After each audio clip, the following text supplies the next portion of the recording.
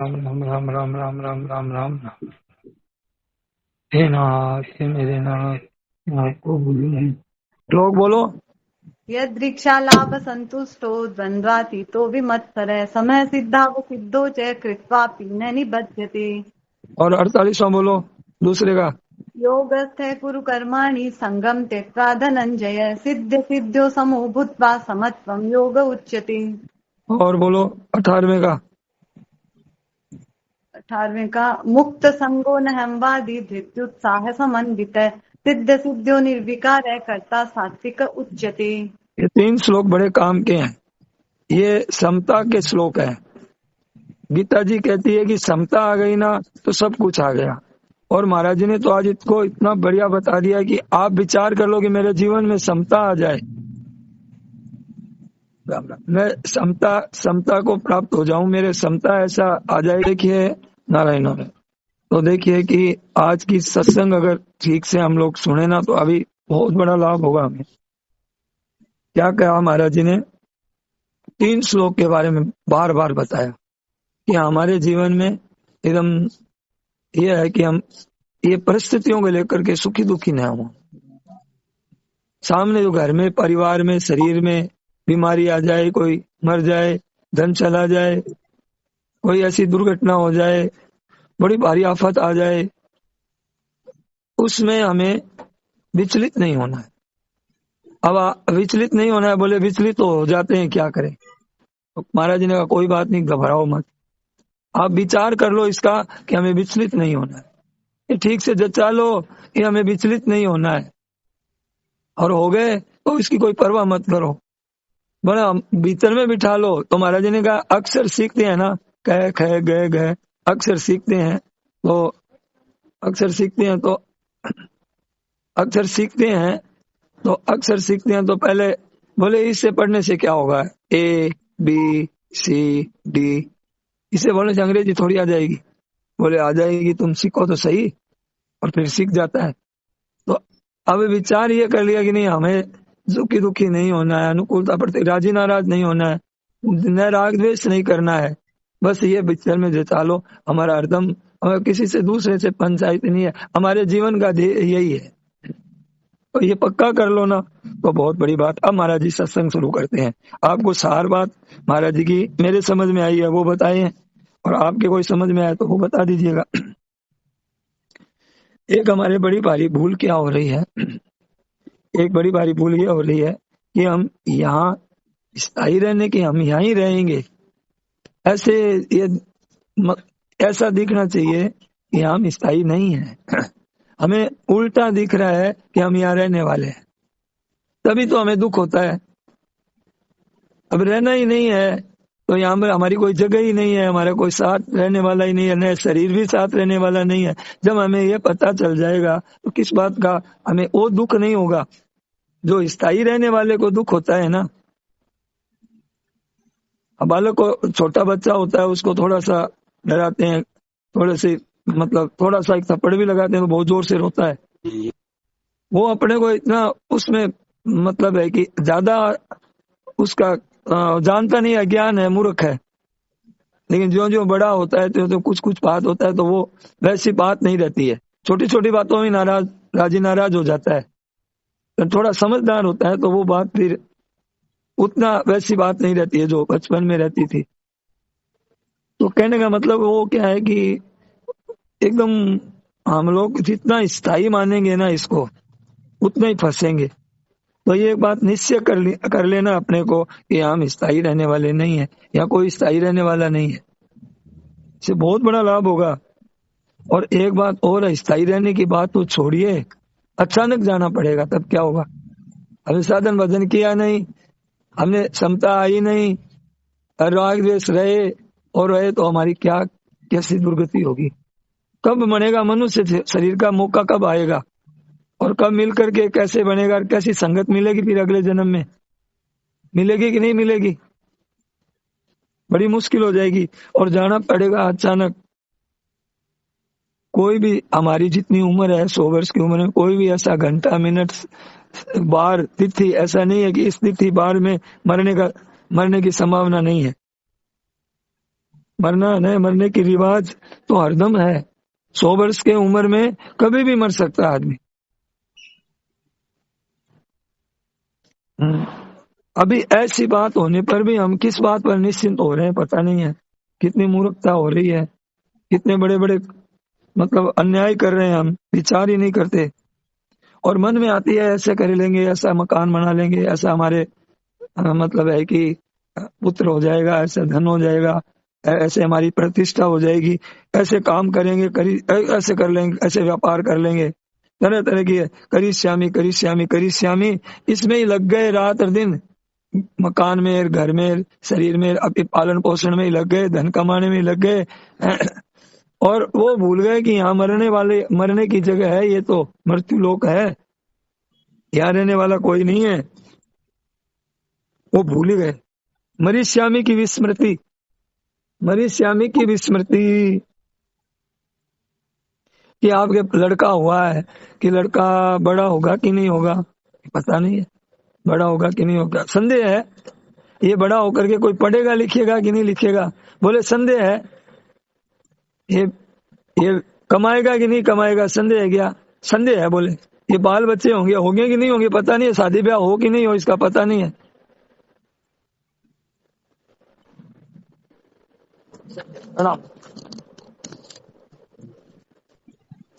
बाल बच्चे होंगे कि नहीं होंगे संदेह है। तो ऐसे मतलब बात हो रही है कि हर बात में संदेह है। पर ऐसा है कि मरेगा कि नहीं मरेगा, इसमें तो संदेह नहीं है। बताओ आपका कोई है क्या ऐसा बेटा जो जिसमें आपको ये है कि मरने में भी संदेह है, तो हम भी दर्शन कर लेंगे उसको। ग्रुप में कोई ऐसा है क्या, कोई माई का लाल जिसने ऐसा अमर बेटा पैदा किया है, ये मेरा बेटा तो नहीं मरेगा। तो इधर तो ख्याल ही नहीं है। भाइयों आप विचार करो कि यहाँ हमारे को यहाँ से जाना है ये रहने की जगह नहीं है, इसको स्थायी मत मानो। जितने पाप हो रहे हैं, जितने अनर्थ हो रहे हैं, जितने अन्याय हो रहे हैं आज संसार में, वो स्थायी मान करके ही कर रहे हैं लोग। बड़ा भारी पाप हो रहा है स्थायी के कारण, इससे ही सारा हो रहा है। सत्संग इसी का नाम है बस, और सत्संग पूरी हो गई। यहाँ हमारे को डेरा जमाना ही नहीं है, सत्संग हो गई। यहाँ रहने वाले हम नहीं है, सत्संग हो गई। सब छूटने वाले हैं, सत्संग हो गई। बोले ट्राम में कलकत्ता में महाराज जी ने कहा हमने देखा है कि इतनी भीड़ है कि जगह ही नहीं है, और एकदम ठूसा ठूस भरे आदमी डंडा पकड़ के बाहर में खड़े हैं। कोई आता है तो उसको हाथ खींच लेते हैं, आओ आओ आप भी आ जाओ, उसको भी जगह दे देते हैं। क्यों यार, थोड़ी देर में तो 5-7 मिनट में के बाद में तो मुकाम आने वाला है, जगह उतरने वाली है। और ट्रेन में हम 3-4, हमारा भी काम पड़ा है। हम तो शुरू में आसाम जाते थे ना, तो 4-4 दिन लगते थे, 4 रातें लगती थी। मैं बिताई भी है ट्रेन में 4 रातें। तो अब लोग आते ना तो पैर लंबा कर लेते थे, कोई आके बैठ नहीं जाए। अब पैर में तकलीफ हो रही है कि इसको थोड़ा बेड़ा कर ले, पर नहीं करते। चादर बिछा लेते, सामान रख देते, सामान की तकलीफ हो रही है, सामान पैर पसारने में दिक्कत हो रही है, पर कोई बैठ नहीं जाए आकर। और कोई आता है तो आगे जाओ आगे जाओ आगे जाओ, यहाँ जगह नहीं है, यहाँ तो रिजर्वेशन है हमारी। तो हम ये कहते हैं आगे जाओ आगे जाओ। तो महाराज जी का मेरा भी काम पड़ा है।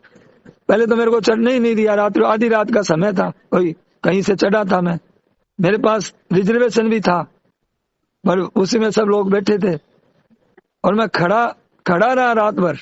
महाराज ने रात भर खड़ा रहा। और मैं जब बंद कर लो, म्यूट कर लो, क्यों खोलते हो? तो मतलब महाराज जी कहते मैं रात भर खड़ा रहा, मेरे को किसी ने नहीं कहा बैठने के लिए। और मैं कहीं जाता कहीं और कहीं जगह मिल जाए तो बोले आगे जाओ आगे जाओ। तो मैं उनको कह देता कि तुम पीछे क्यों रहते हो, आगे जाने का आशीर्वाद दे रहे हैं बेचारे, अब तुम पीछे पड़े हो। तो कहने मतलब है कि अब जब लंबी यात्रा होती है ना, तो उसमें ऐसा होता है। जितना स्थायी मानोगे संसार में, जितना स्थायी मानोगे उतना ही अन्याय करोगे। महाराज जी ने कहा उतना ही अन्याय करोगे, उतना ही पाप करोगे। अगर मेरी इस बात में आपको संदेह है तो बोलो, हम यहाँ रहने वाले मानेंगे तो अन्याय करेंगे, ये बात है। महाराज जी कहते हैं कमरे के आगे, कमरे में जो 3-4 महीना स्थायी रहते थे ना, यहाँ गीता वन में महाराज जी के टाइम की बात है, और कोई पाटे पर आकर के बैठ जाता था ना तो उसको सुहाता नहीं था अंदर वाले को। और स्थायी है, सत्संग में भी ऐसा होता है, ट्रेन में भी होता है, सत्संग में भी होता है। वो झगड़ा करते मेरा पाटे पर बैठ नहीं देगा, तू यहाँ क्यों सामान रख दिया तूने। गायत्री भाई को देखते थे, सामने कमरा था गायत्री भाई, तो ऐसे होता रहता था। तो समय अब पता है कि आप हम लोगों ने स्थायी मान रखा है, भूल है हमारी, पता नहीं अचानक जाना पड़ेगा, स्थायी कहाँ है हम, पर हमने स्थायी मान लिया। ये बड़ी भारी अन्याय कर रहे हैं हम, अपने को यहाँ नहीं मानना कि हम यहाँ रहने वाले हैं। और स्थायी मानने वाले क्या कहते हैं कि अरे हमारा मकान ऐसा बनाओ, टाटा का सरिया, बढ़िया कंपनी का सरिया दो और एकदम मकान पीढ़ियों तक नहीं जाए, ऐसा लोहा लगाओ मजबूत। तो महाराज जी के पीढ़ियां तो तू मरेगा तब आएगी ना। अपने को तो मरना मान रहा है, पर भीतर में नहीं मान रहा है, भीतर में बस ऐसा कर रहा है। फूगे सोई आंख वे, फूलिया सो कुमलाए, और चिड़िया देवल ढह पड़े, जन्मे सो मर जाए। या मरने ही मरने वाले हैं।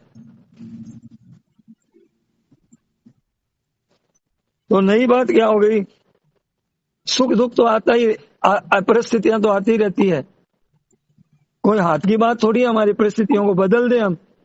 परिस्थितियों को बदलना नहीं, बदल सकते भी नहीं, बदलना भी नहीं है, बदलने की जरूरत भी नहीं है, और बदल सकते भी नहीं। अपने को बदलना है कि हम राजी नाराज ना हो परिस्थितियों से, सुखी दुखी ना हो। तो देखिए हम लोग उद्योग करते हैं कि परिस्थितियां बदल देंगे, परिस्थितियां बदल देंगे, परिस्थितियां बदल दे, हाथ की बात नहीं है। मृत्यु को रोक दें, हाथ की बात नहीं है। आपका धन चला गया, अब हाथ की बात नहीं है, चला गया। कोई घर में बीमार हो गया, अब आप क्या करेंगे। कोई घर में मर गया, अब क्या कर सकते हैं आप, आपके हाथ की बात तो है नहीं। तो आपके हाथ की बात है वो करिए, हाथ की बात है आप सुखी दुखी ना हो, सुखी दुखी ना होगे परिस्थितियों से ऊंचे उठ जाओगे आप, नहीं तो सुखी दुखी होंगे तो इन परिस्थितियों में उलझ करके मर जाओगे। तो देखो भाई, बदलने का उद्योग हाथ की बात नहीं है अपने। आज जो प्रवचन था ना, इतना बहुत विशेष प्रवचन, इतने विशेष प्रवचन था, इतना विशेष था कि महाराज जी ने तो अपने को एक तरह से कह दिया कि आप सम नहीं रह सकते ना, तो घबराओ मत, हमें तो सम होना है, ऐसा हमारा जीवन होना चाहिए। बस इतना पसंद कर लो इस बात को कि हमारा जीवन ऐसा होना चाहिए कि हमने सुखी दुखी नहीं होंगे, हम राजी नाराज नहीं होंगे, राग द्वेष नहीं करेंगे। अब ये एकदम से इतनी, अब महाराज जी ने कहा कि आप कोई बीमार हो गए तो औषधि ले लो, पथ्य कर लो, कुपथ्य मत करो। हाँ, कुपथ्य मत करो, पथ्य का पालन करो। और गीता की जो बात है वो समझो। गीता में भगवान कह रहे हैं, भगवान कि सिद्धि और असिद्धि में सम रहो, सिद्ध सिद्ध्यो समो भूतवा समत्वम योग उच्यते। अगर तुम सम रह गए, राजी नाराज नहीं हुए, सुखी दुखी नहीं हुए, घबराए नहीं, व्याकुल नहीं हुए संसार को लेकर के, तो तुम्हारा गीता जी ने तुमको पास कर दिया। अब चाहे भजन कितना ही कर लो, कितनी सत्संग कर लो, गंगा स्नान कर लो, और वैसे ही करते रहेंगे, अगर हम सुखी दुखी होते रहेंगे तो गीता जी आपको पास नहीं करेगी। हम 6 घंटे भजन करते हो, 6 घंटे नाम जप करते हो और राजी नाराज होते रहते हो, तो गीता जी आपको पास नहीं करेगी। और आप कुछ नहीं करते हो, नाम जप नहीं करते हो, कोई भजन साधन नहीं करते हो, और आप में समता आ गई, तो गीता जी ने आपको पास कर दिया। तो महाराज जी कहते हैं क्यों फोड़ा, देखो राजी नाराज, हर्ष शोक परिस्थितियों को लेकर के सुखी दुखी, इसमें उलझना नहीं है अपने को। होती रहती है, ये तो आती रहती है, आएगी, शरीर में बीमारी आएगी, बड़ी बड़ी बीमारियां ही आ सकती है, कैंसर हो सकती है, हार्ट अटैक हो सकता है, ब्रेन हेमरेज हो सकता है। किसका भरोसा है, आज का शाम का भरोसा तो होगा ही, वो तो होगा ही। होना निश्चित रूप है, किसी को नहीं छोड़ता है। तो ये परिस्थितियां तो भाई, हाँ हाँ सही है। थोड़ा सा समता, समता का मतलब आप जो बाहर की परिस्थितियों से सुखी दुखी नहीं हुए। शरीर में बीमारी है, हम चिंता करते हैं कैसे करें, क्या होगा, बच्चा बीमार हो गया, चिंता करते हैं, इलाज कराओ, मना नहीं करते, वो विपत्ति है। हाँ, उसमें उसमें कोई दिक्कत नहीं है, परिस्थिति को बदल देंगे, ये बदल ही रहनी चाहिए, ये कैसे आ गई, क्यों आ गई, तो ये बात है।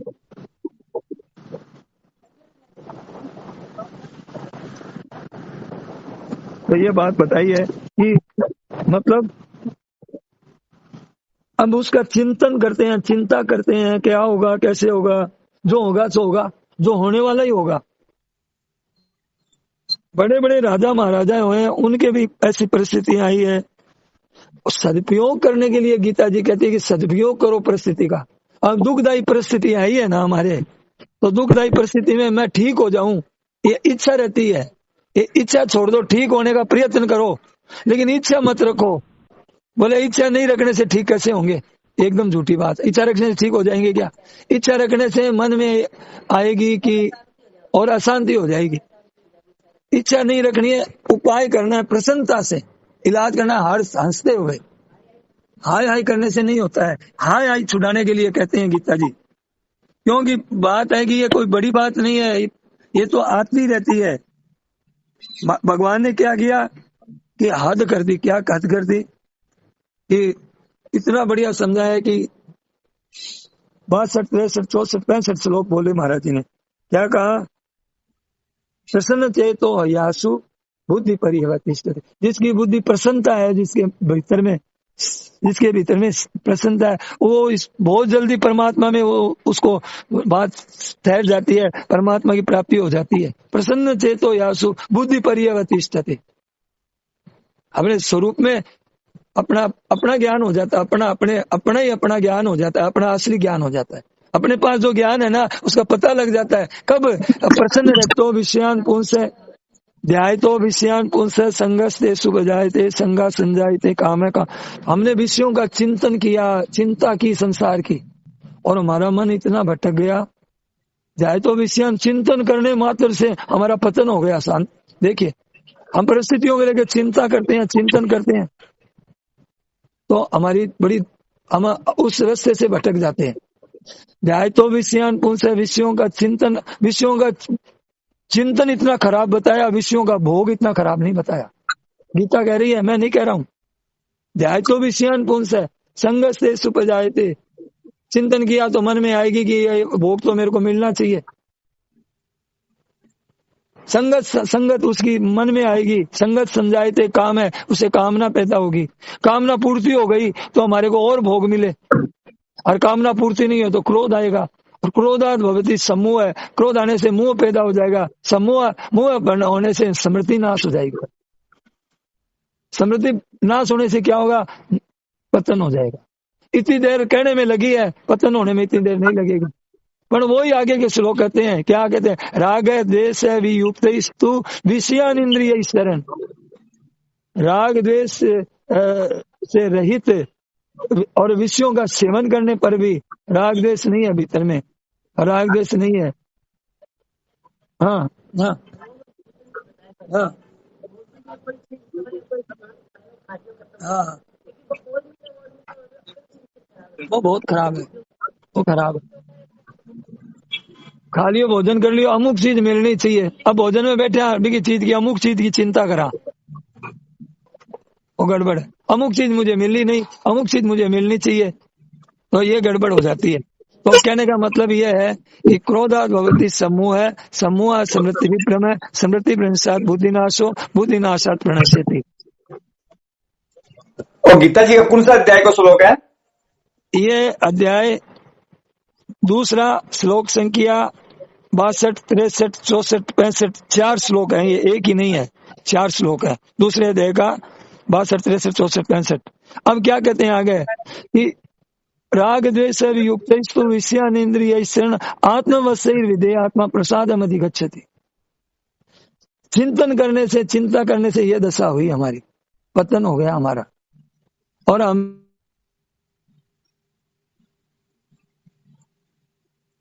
इतनी सुगम है परमात्मा की प्राप्ति। अब हम दुखी होते रहते हैं, थोड़ी सी बात हुई थोड़े से नाराज हो जाते हैं, क्षणे तुष्टे क्षणे रुष्टे, हजारों बार हम है ना क्षणे तुष्टे क्षणे रुष्टे रुष्टे तुष्टे क्षणे क्षणे, हजारों बार दिन में हम राजी नाराज होते रहते हैं। 1 मिनट में, 2 मिनट में, 10 मिनट में कितनी बार राजी नाराज होते हैं। अगर दिन भर का हमारा हिसाब लगाया जाए तो बड़ी भारी संख्या हो जाएगी। तो ये कहते हैं महाराज जी, क्या कहते हैं, हमें समता रखनी चाहिए। सिद्ध सिद्ध्यो निर्विकार है, सिद्ध सिद्ध्यो समो भूतवा सिद्धा सिद्धा उच्चय कृतवापी नहीं बाध्य, कोई पाप नहीं लगेगा। समता है ना, तो समता में रहकर युद्ध में जूझिए। सुख दुखे समय कृतवा लाभा लाभो जया जयो ततो युद्धा युजस्व नैवं पापम वो आपसे यस्य नां कृतो भावो बुद्धि यस्य न लिप्यते हत्वापि सैमान लोकान न हंति न निबध्यते, न मारता है न मरता है। इतना बड़ी बात सिखा रही गीता हमारे को, समता का बात। अब हमारे समता कब आती है, हमारे दूसरों के प्रति आदर का भाव, दूसरों के प्रति सम्मान का भाव हमारे भीतर में यह हो कि सबका भला कैसे हो, सबका किसी को दुख न हो, बड़ा भारी प्रसन्नता होती है, अच्छे भाव पैदा होते हैं, दूसरों के हित के भाव पैदा होते हैं।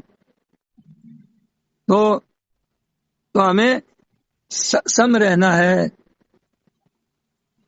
देखिए ये बढ़िया भजन है, ये भगवान का बहुत बढ़िया भजन है। हम क्रोध नहीं किया, हमने लोभ नहीं किया, हमारी खराब वृत्ति नहीं आई, हम समता में रहे, तो वो दिन हमारे लिए बहुत बढ़िया दिन है।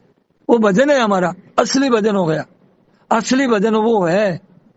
अब हम बैठे हैं, पढ़ना चाहिए, गीता रामायण भागवत पढ़ना चाहिए, लेकिन पढ़ते पढ़ते वर्ष बीत गए और समता नहीं आई, क्या फायदा हुआ, क्या लाभ लिया हमने। अब देखो संसार में तो कभी नफा भी होगा, नुकसान भी होगा, कोई अपमान भी होगा, सम्मान भी होगा, परिस्थितियां आएगी, बीमार भी आएगी, कई तो ऐसे तो आते ही रहते हैं। ये तो दिन रात की तरह चलते रहते हैं, दिन रात त्रिवत कहा है, श्लोक का है महाराज जी ने। तो क्या करना चाहिए कि हमें क्या करना चाहिए कि न प्रहरिष्येत प्रियम प्राप्य, प्रिय है प्रिय सब में रहती है, प्रिय और प्रिय सब में रहती है। महाराज ने कितनी बढ़िया बातें बताई। प्रिय है प्रिय ब्रह्मविद ब्रह्मणी स्थित है, सब में, शरीर के अंदर प्रिय है प्रिय रहता है, कभी बीमारी आती है कभी याद नहीं आती है, अभी भी हमारे प्रिय चीजें हैं। तो और तो छोड़िए, परिवार में है प्रिय और सब चीजों में प्रिय भाव रहते हैं। और तो छोड़ो, ये आध्यात्मिक क्षेत्र में भी प्रिय रहते हैं। द्वैत है, ये अद्वैत है, द्वैत को मानने वाले अद्वैत को निंदा करते हैं, ये अप्रिय है, उनको अप्रिय लगते हैं द्वैत वाले, अद्वैत वाले अच्छे लगते हैं। अब हम लोग को भी अच्छे लगते हैं, स्वामी जी महाराज के सत्संग अच्छे लगते हैं। तो ये प्रिय तो इसलिए अच्छे लगते हैं कि ये रास्ते बताने वाले सही हैं। तो मस्त रहे, आनंद में रहे। ये देखिए विद्या सीखनी है हमें। कौन सी विद्या सीखनी है कि हमें राजी नाराज नहीं होना है, सम रहना है। ये संत महात्मा के वाणी महाराज जी कितने समय है जिसका कोई अंदाज नहीं है। नहीं तो ऐसी बातें कहाँ से आती, जो सम नहीं है उसके ये बातें पैदा ही नहीं हो सकती। समता वाला ही हमें बता रहा है और इतनी बात बता रहा है कि कहाँ मिलेगा बताने वाला। हमारा जन्म तो बहुत बढ़िया समय में हो गया। 100 वर्ष पहले ये विज्ञान में ऐसे आवाज नहीं आती थी जैसे हम सुन रहे हैं ना। तो हम लोगों की बड़ी विशेष कृपा है कि है जैसे कि जैसी वाणी मिल रही है। आज मीराबाई के समय आविष्कार नहीं था, ये तुलसीदास जी के समय नहीं था। हमारे पर कोई विशेष भगवान ने कृपा की है, बहुत विशेष है हम लोग। हाँ, और सेठ जी की, भाई जी की, स्वामी जी की वाणी तो बड़ी चीज है, वो हमें मिल रही है अहू बहू। तो देखिए भाई, अब हम लोग लाभ नहीं लिया तो फिर क्या फायदा हुआ। हमें शांत प्रसन्न रहना है, आनंद में रहना है। महाराज जी ने कहा हमने पुस्तक में लिखा है, लेख लिखा है, समता में कैसे रहें। अच्छा, आप में सामर्थ्य है, नहीं तो हम कहते ही क्यों आप में समता की सामर्थ्य है आप में मौजूद। आप सम रह सकते हैं। आप पढ़े लिखे हैं कि नहीं है, आपने शास्त्र पढ़ा है कि नहीं पढ़ा है, आपकी बुद्धि तेज है कि नहीं है, आप समता में रह सकते हैं। और ये विद्या, हमें समता की विद्या ले लेनी चाहिए जल्दी से, हम प्रसन्न रहेंगे हरदम। इन आने वाले विकारों को हम इसके साथ मिलेंगे नहीं, हम कोई हमारा सुखी दुखी नहीं होंगे, अपमान करने वाले से समान सबसे बढ़िया विद्या है। तो जिसने ये विद्या ले ली, यही वह तैर जीता है सर्गो, ये सब सामने स्थित मन है। तो जिसका मन ये, तो समत्वम योग उच्चते, इसी को गीता पास कर देती है। आपकी आवाज नहीं सुन रही है, यहाँ पे नहीं सुन रही, ये आवाज सुन नहीं रही, आपकी आवाज हम लोग ये लोग सुन रहे हैं ना, इनके नहीं सुन रही है, साफ नहीं सुनेगी। आप लिख के दे दीजिए, अगर एक बार बोलने दो, हाँ लिख करके दे दो आप।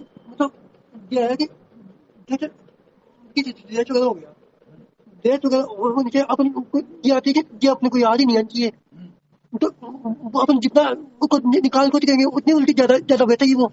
और जब हम तमिल जाएंगे तो उसको ध्यान नहीं देंगे, तो वो अपने आप निकल जाएगी। बहुत बढ़िया बात बताई।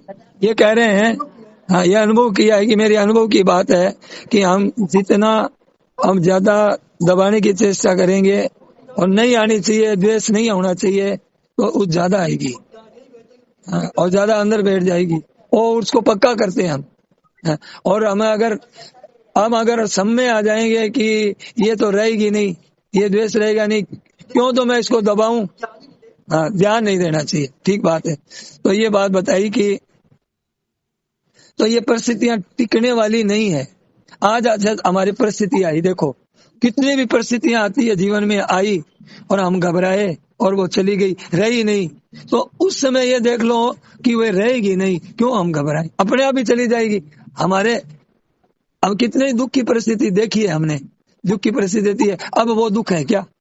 जिस समय वो घटना हुई थी उस समय हमें कितना दुख हुआ था, कितने व्याकुल हो गए थे, कितने घबरा गए थे, और घबराते हैं दिन में भी, कई बार घबरा जाते हैं, कभी भी ऐसे मन में आ ही जाती है। तो देखिए, तो महाराज जी ने कहा कि परिवर्तन संसार है ये, अब परिवर्तन संसार के अंदर तो आएगी। अब गंगा जी बह रही है तो कभी कोई फूल भी आ जाएगा, कभी कोई लकड़ी भी आ जाएगी, कभी कोई आदमी तैरता भी आ जाएगा, ये बह रही है, कभी मिट्टी भी आ जाएगी, है? हाँ। तो देखिए, अपने हाथ की बात नहीं है कि मतलब हमें न वो सुखी दुखी।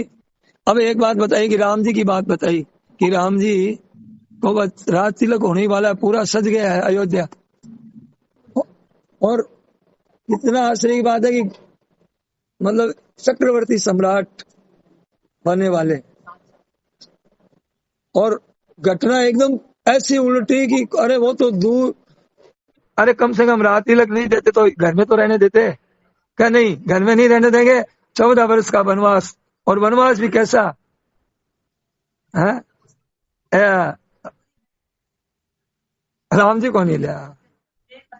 कितने अभी तक लोगों को दुख होता है कि राम जी को, अब कहीं तो अयोध्या के कई है ना, कई संत लोग तो अयोध्या कांड पढ़ते ही नहीं, और हम लोग नहीं पढ़ेंगे। तो मतलब कहने का ये मतलब है। और भगवान के मुखाम्बुज श्री रघुनंदन में एकदम खिल गया चेहरा, ऐसा खिल गया, इतना खुश हुए, इतने प्रसन्न हुए। जब राज तिलक की कहने की आई थी ना, तो कहा कि हम सब एक साथ में जन्मे हैं। ये क्या रीत है रघुकुल की, जन्मे एक संग भाई जनेऊ एक साथ में लिया, विवाह एक साथ में हुआ, पर ये उल्टी रीत कैसे है यहाँ पे?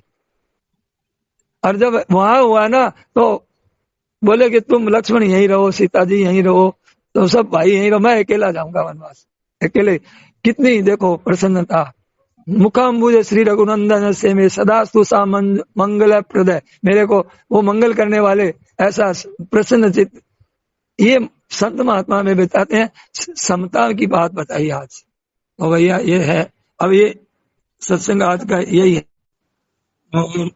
अब अपने कोई बहुत अच्छी बातें हैं। देखो भैया, मैं तो देखता हूँ कि सत्संग से महाराज जी ने कहा बहुत लाभ होता है। सत्संग से बहुत लाभ होता है अपने को। ये जो चर्चा करते हैं ना, इससे हमारे को पता नहीं है कितना अंधेरा दूर हो रहा है हमारा, कितना अज्ञान का नाश हो रहा है। कितना बड़ा लाभ हो रहा है, कितना जिसका प्रभु जी बहुत लाभ हो रहा है कैलाश जी, राम लेकिन राम। और जरूरत है, और बहुत जरूरत है अभी। हाँ, ये तो देखिए जरूरत तो अपने को, ये तो अपना जीवन है हरदम सत्संग की, महाराज जी का प्रवचन 3, 4, 5 बार सुन लेना हमारा जीवन बनना चाहिए। ये खुराक है हमारे साधक की। ये तो साधक मर जाएगा, भोजन नहीं देंगे तो शरीर मर जाएगा। तो ये अगर हम सत्संग महाराज जी की वाणी नहीं सुनेंगे, महाराज जी की साधक संजीवनी नहीं पढ़ेंगे तो हम मर जाएंगे, साधक मर जाएगा। फिर थोड़े भारी पतन होगा। देखो हम लोग तो तमाशा नहीं है ये जीवन का, और ये दिन अपने बहुत कीमती है, ये दिन बहुत कीमती है। शरीर स्वस्थ ऐसा रहेगा नहीं। अभी जो है ना, इसमें जितना हम लोगों को मन लगा करके इन बातों की विद्या ले लेनी चाहिए अपने को, ये ब्रह्म विद्या।